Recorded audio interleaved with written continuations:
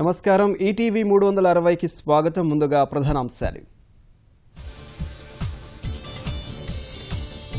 అమరావతి నిర్మాణంలో కలిసి నడుస్తామన్న శ్రీలంక.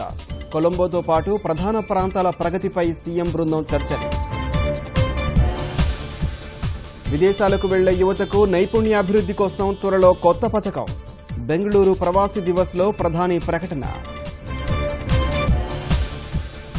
సైకిల్ గుర్తు కోసం సోమవారం ఈసీని కలవనున్న ములాయం. ఎస్పీకి తానే జాతీయ అధ్యక్షుడని ప్రకటించుకున్న నేతాజీ.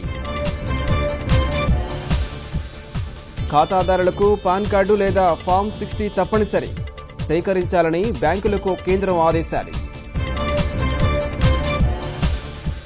జల్లికట్టుపై నిషేధాన్ని ఎత్తివేయాలంటూ చెన్నైలో నిరసన. సంప్రదాయ క్రీడపై ఆంక్షలు వద్దంటూ ప్రదర్శనలు. విశాఖలో అట్టహాసంగా గౌతమిపుత్ర శాతకర్ణి పతాక ఆవిష్కరణ.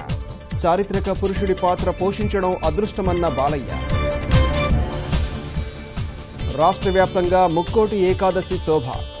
ఉత్తర ద్వార దర్శనంతో పులకించిన భక్తజనం.